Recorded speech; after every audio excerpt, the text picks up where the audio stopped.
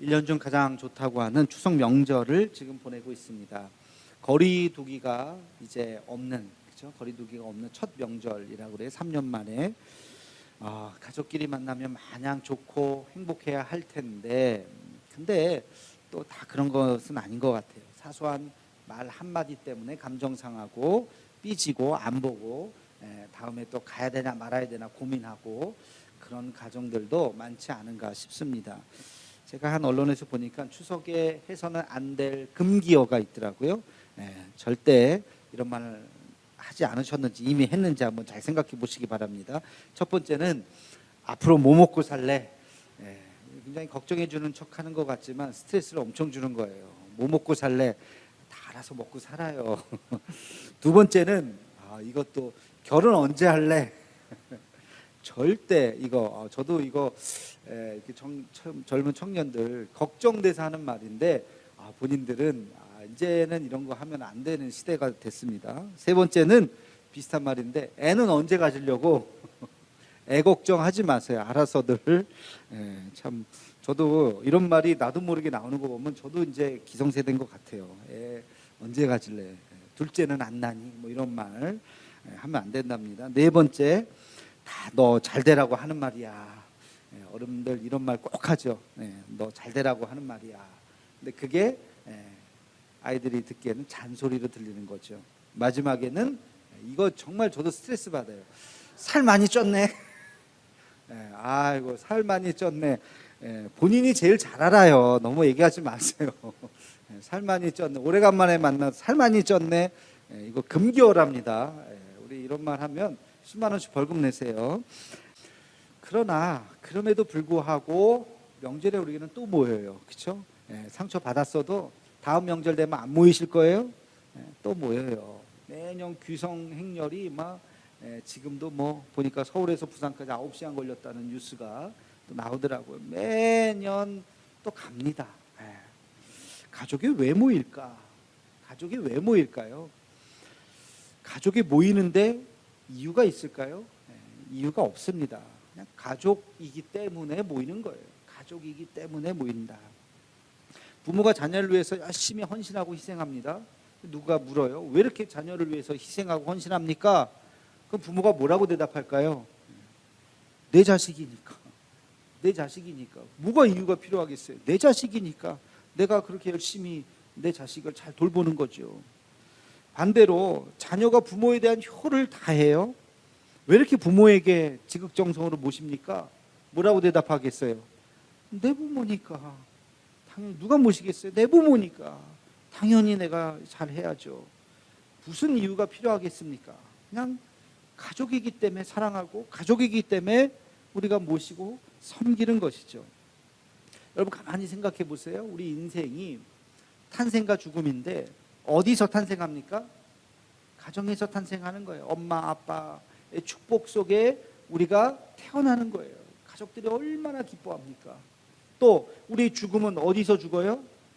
가족의 품 안에서 죽어야 돼요.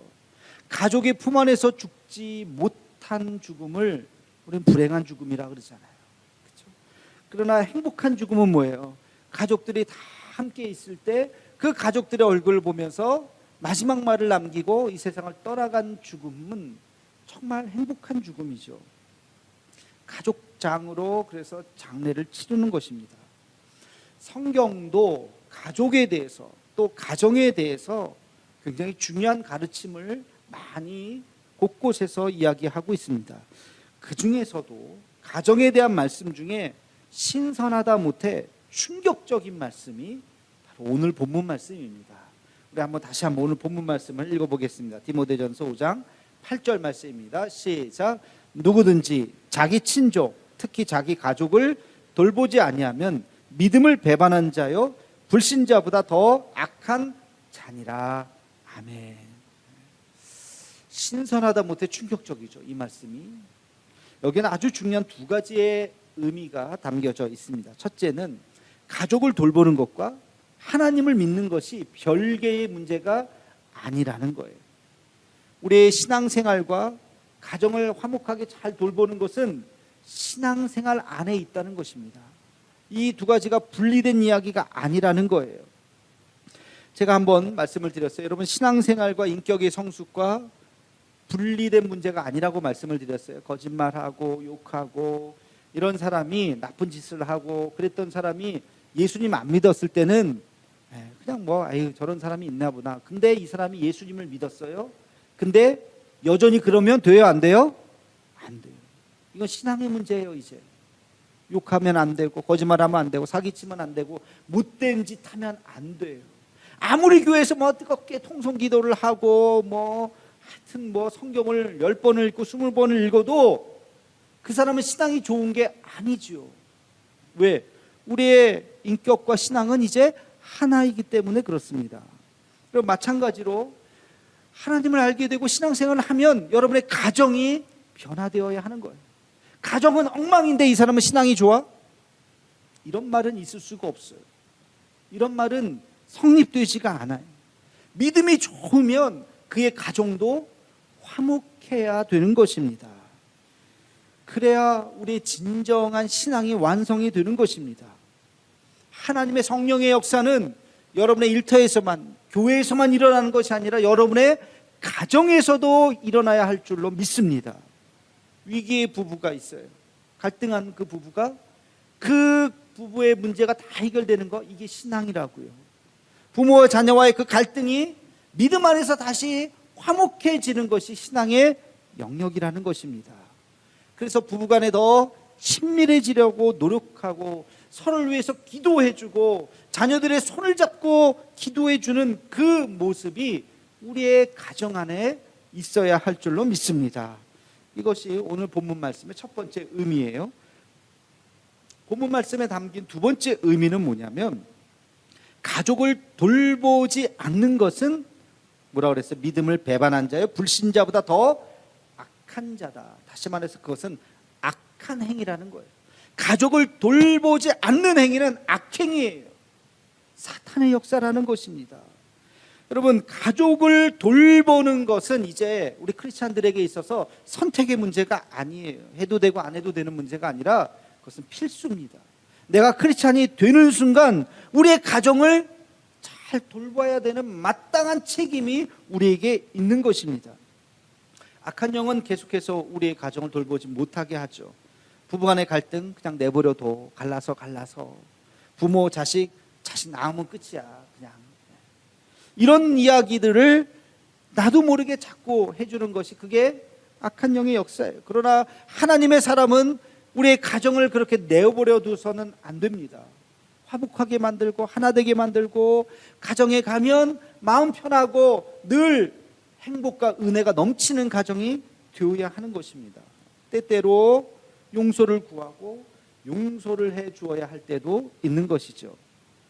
여러분, 우리가 예수 믿으면 나도 모르게 어느 순간 술, 담배가 끊어지죠. 술, 담배가 끊어져야 되는 거예요. 마찬가지로 우리가 위기의 가정이라도 내가 예수님 믿고 신앙생활 잘하다 보면 어느 순간 그 위기가 극복이 되고 화목해지고 정말 가정이 천국이 되는 그런 은혜가 있어야 할 줄로 믿습니다. 그게 마땅한 거예요. 이 두 가지의 의미가 오늘 말씀 안에 있습니다. 자, 그러면 우리가 조금 더 깊이 생각을 해봅시다. 그러면 가족을 돌보라 그랬어요. 누구든지 자기 친족, 특히 자기 가족을 돌보지 아니하면 불신자보다 더 악하다 그랬는데, 그러면 가족을 돌본다는 것이 또 뭘까요? 가족을 잘 돌본다는 것이 뭘까? 두 가지 의미가 있어요. 하나는 가족을 돌본다고 하는 것은 그 영혼을 구원하는 것입니다. 이게 정말 중요한 거예요. 복음 전도예요. 여러분, 우리가 할 수 있는 최선의 것이 뭡니까? 우리 가정을 위해서 할 수 있는 최선의 것이 뭐예요? 그게 영혼 구원이죠. 우리 함께 천국 가게 만드는 것이죠. 복음 전도야말로 가족을 돌보는 가장 중요한 일인 것입니다. 이것은 매우 긴급하지만 그러나 긴 인내의 시간을 필요로 합니다. 매우 중요한 일이지만 지금 서둘러서 할 수 있는 일은 아니에요. 여러분, 가족 전도는 평균 20년 걸린다는 이야기가 있어요. 그게 쉽지 않습니다.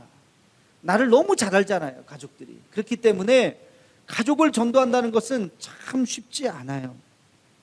가족 전도에 있어서 가장 중요한 것이 그래서 타이밍이에요. 타이밍. 어느 순간. 자, 한번 나눠서 생각해 봅시다. 내 자녀를 어떻게 전도해야 되는지. 첫째, 한번 내 자녀를 어떻게 전도해야 되는지, 그 자녀 전도의 타이밍이 있어요.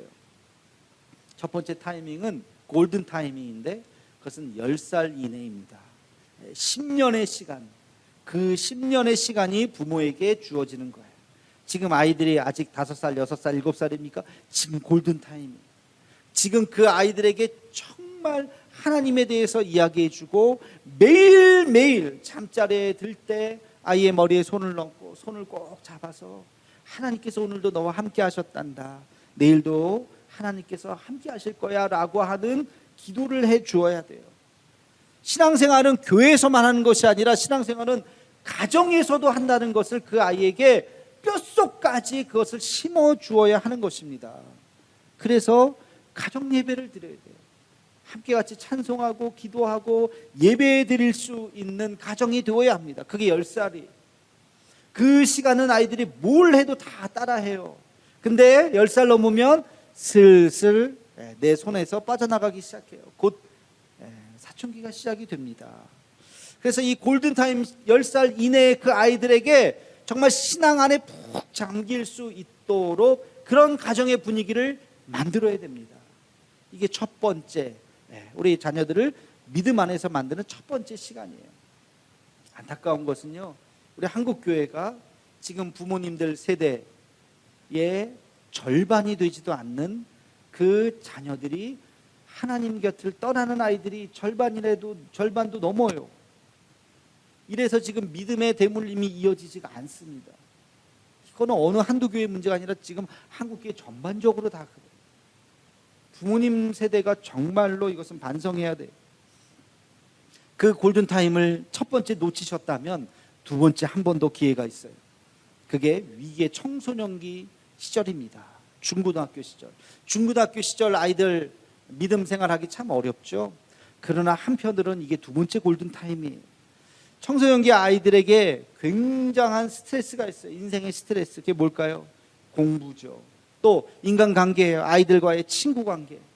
또 진로에 대한 문제. 대학이라는 거. 대학을 가지 않더라도 내가 나중에 뭐 하면서 살지? 라고 하는 그 진로에 대한 불확정한 미래에 대한 스트레스가 아이들에게 굉장히 많습니다. 여러분, 이때 신앙이 2순위로 밀려가서는 절대 안 돼요. 예를 들면 내일이 시험인데 교회 안 가면 안 돼요? 그래, 시험이지 이번 주는 교회 가지 마라. 만약에 부모님이 그렇게 한다면 아이가 어떤 생각을 하게 될까요? 신앙은 2순위구나.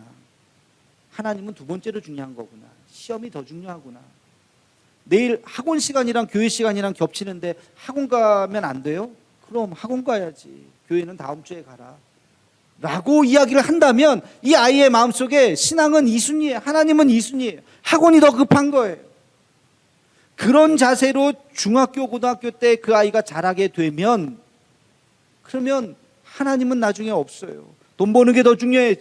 성공하는 게 더 중요하지. 사람 만나는 게 더 중요하지.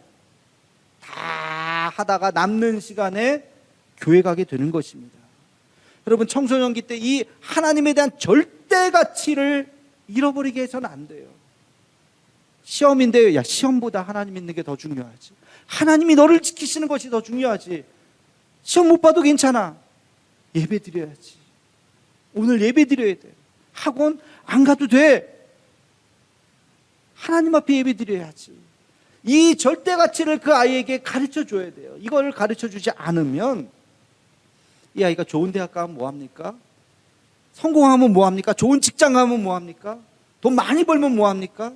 세상으로 나아가는 거예요.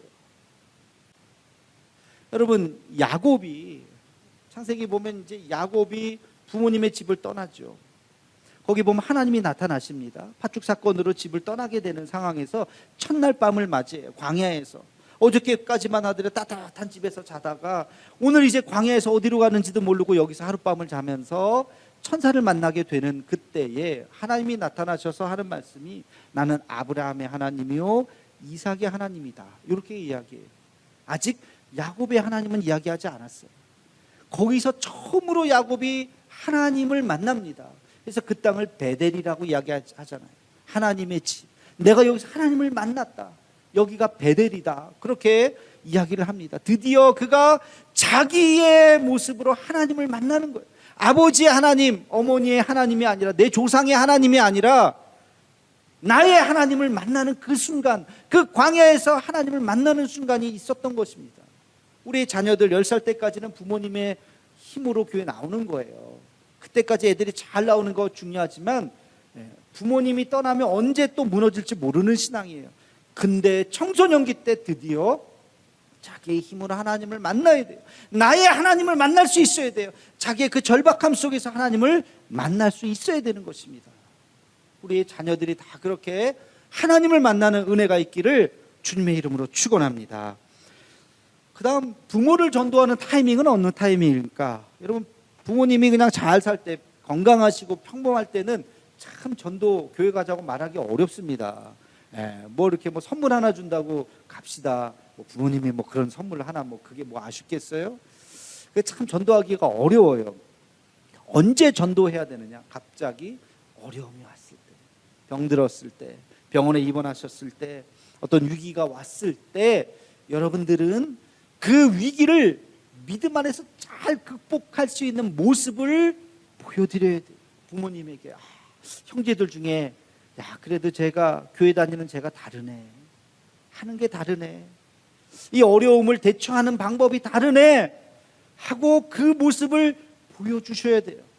그래서 기도하고 정성을 다해서 부모님에게 최선을 다하는 모습을 보여드릴 때 마음이 열리고 부모님이 주님 앞에 나오게 되는 것입니다. 여러분, 남편은 그러면 어떻게 전도해야 될까? 배우자 전도. 여러분, 남편 전도, 배우자 전도에 왕도는 없습니다. 어떤 분들은 처음부터 열심히 그냥 막 가자 해갖고 모셔오는 분들이 있는가 하면, 어떤 분들은 이제 남편 힘 다 빠질 때까지 기다렸다가 그제서야 데리고 오신 분도 있고, 정답은 없는 것 같아요. 다 가정의 상황에 따라서 이렇게 할 수도 있고 저렇게 할 수도 있고. 근데 공통점이 하나 있어요. 공통점은 뭐냐? 포기하지 않고 끝까지 간절하게 눈물로 기도했다는 거예요. 그게 1년 걸릴 수도 있고 10년 걸릴 수도 있고 30년 걸릴 수도 있어요. 이 가운데도 계시죠? 남편 교회 나오지 않는 분들. 여러분, 오늘도 기도하면서 눈물로 기도하시나요? 내 눈에서 눈물이 말랐다면 다시 하나님 앞에 기도하셔야 돼요. 이대로 그냥 남편이 영원히 교회 안 나온다고 생각해 보세요. 여러분, 포기하지 말아야 됩니다. 끝까지. 오늘도 가족 전도를 생각할 때마다 눈물을 흘려야 돼요. 내 마음속에 하나님을 향한 비통한 마음이 정말 하나님 앞에 고백되어져야 하는 것입니다. 그 마음으로 기도하셔야 돼요. 간절히 원하고 바라고 기도할 때 하나님께서 응답해 주실 줄로 믿습니다. 여러분, 우리 가정에 정말 그것이 예수 믿게 하는 복음 전도가 제일 중요한 돌봄이다라고 생각하고, 쉽게 되는 것은 아닙니다만 포기하지 말고 내 자녀를 위해서, 내 부모를 위해서, 내 배우자를 위해서 오늘도 눈물로 기도할 수 있는 우리가 되기를 주님의 이름으로 축원합니다. 자, 가족을 돌보라는 두 번째 의미가 뭘까? 중요한 이야기예요. 가족을 돌보라는 두 번째 의미는 가족을 잘 지키라는 거예요. 가족을 잘 깨지 말라는 거예요. 여러분, 가족도 공동체이기 때문에 갈등과 위기가 있을까요? 없을까요? 있어요. 갈등과 위기가 왜 없겠습니까? 가족이기 때문에 더 큰 상처를 받고요, 가족이기 때문에 별거 아니지만 씻을 수 없는 상처를 받을 수가 있어요. 근데 그 상처와 아픔이 있다고 해서 헤어지게 된다면 이건 돌이킬 수가 없는 것입니다. 그래서 우리는 가정을 잘 지켜야 돼요. 가정을 잘 지켜야 돼요. 여러분, 한번 잘 생각해 보세요. 결혼이라고 하는 것을 생각해 봅시다. 우리가 왜 결혼을 할까요? 사랑하니까 결혼해요. 그렇죠? 근데 모든 커플이 다 사랑해서 결혼할까요? 대답해 보세요. 다 사랑해서 결혼할까요? 아니에요. 사랑하지 않아도 결혼할 수도 있어요. 옛날 어르신들 그랬잖아요. 옛날 어르신들 결혼식 날 이렇게 누구지? 하고 얼굴 보고, 진짜 옛날에 어떻게 그렇게 그래도 한평생 잘 사셨어요. 사랑해서 결혼하는 게 아니에요. 그러면 사랑해서 결혼을 한 커플들은 영원히 행복하게 잘 살까요? 대답해 보세요. 사랑해서 결혼한다면 사랑해서 결혼한 커플들은 영원히 죽을 때까지 검은 머리 팥불이 될 때까지 잘 살아야 되는데 그럽니까? 아니잖아요. 헤어지잖아요. 100% 순수하게 사랑해서 결혼했지만 살다 보니까 이혼들을 하더라고요. 다 헤어지더라고요. 잘 들으세요. 사랑은 결혼의 필요 조건이지 충분 조건이 아닙니다. 이 말 뜻을 이해하셨어요? 사랑은 결혼의 필요 조건이에요. 사랑해서 결혼하는 건 맞아요. 그러나 결혼 생활을 유지하기 위해서는 사랑만 가지고는 안 돼요. 사랑만 가지고는 결혼 생활을 유지할 수가 없어요. 더 필요한 것이 한 가지 더 있습니다. 그게 뭘까요? 책임이에요. 책임이에요. 성실함이에요. 이 가정을 잘 지키고자 하는 그 마음이에요. 남자든 여자든 그거는 결혼하고 나서 알 수가 있어요. 결혼하기 전까지는 몰라요. 저 사람이 다 그냥 멋있어 보이고 이뻐 보이고 그냥 마냥 행복해 보이고, 그러나 결혼하고 나서 알게 되는 거예요. 저 사람이 정말 어떤 사람인지. 옛날 어르신들 그냥 결혼식 날 이렇게 얼굴 보고서 첫날 밤에 이제 얼굴 본 거예요. 사랑은 무슨 사랑? 부모님이 알아서 이제 결혼해라 하니까 그냥 그런가 보다 하고 살았어요. 근데 그들에게 사랑이 없었을까요? 아니요. 결혼하고 살면서 새록새록 사랑이 싹 트는 거예요. 그리고 책임감이 있는 거예요. 남편으로서, 아내로서 그 책임감이 있는 거예요. 그래서 헤어지지 않고 한평생 잘 사시는 거, 어떤 어려움이 와도 이겨내면서 사시는 거예요. 남편은 남편의 책임을 다해야 되고 아내는 아내의 책임을 다해야 됩니다. 자녀를 낳는다면 아버지는 아버지의 책임을 다해야 되고 어머니는 어머니의 책임을 다해야 되는 것입니다. 때때로 위기가 와요. 그것을 잘 이겨내야 돼요. 누군가가 잘못한다 할지라도 품어주고 용서를 구하고 용서해주고 부끄러움을 덮어주고 가족이기 때문에 서로 그것을 잘 품어주면서 위기를 잘 극복해 나가는 것이 그것이 가정인 것입니다. 여러분, 그 가정을 돌본다고 하는 것은 그 가정을 잘 지킨다는 거예요. 그게 그 어려움이 경제적인 어려움일 수도 있어요. 여러 가지 어떤 어려움일 수도 있어요. 그 어려움을 이겨나갈 수 있도록 서로의 책임을 다하고 서로의 그 사랑을 지킬 수 있도록 노력하는 것이 그것이 크리스찬이 해야 할 일이라는 것입니다. 우리 기독교인들은 위기가 왔다고 어려움이 왔다고 헤어져서는 안 돼요. 하나님이 버틸 수 있을 때까지 주실 수 있을 때까지 기도하고 마음을 품고 용서하고 품어주고 그 가정을 내 자녀를 잘 돌볼 수 있는 마음이 우리에게 있어야 하는 것입니다. 가족이라고 하는 우리의 일상의 울타리가 그래서 든든해져야 돼요. 그 어떤 어려움 속에서도 우리는 잘 버텨 나가야 하는 것입니다. 하루의 시작이 가정에서 시작되죠. 하루의 마감이 가정에서 마감이 되는 것입니다. 그래서 우리의 가정이 천국과 같이 평안하지 않는다면 우리는 불행한 인생을 살게 되는 거예요. 저와 여러분의 모든 가정이 천국과 같은 행복한 가정이 되기를 주님의 이름으로 축원합니다. 가정을 돌보지 않는 자는 불신자보다 더 악한 자다. 우리의 신앙이 우리의 가정에서 아름답게 열매 맺는, 그래서 우리의 가정이 천국과 같은 가정이 되기를 주님의 이름으로 축원합니다.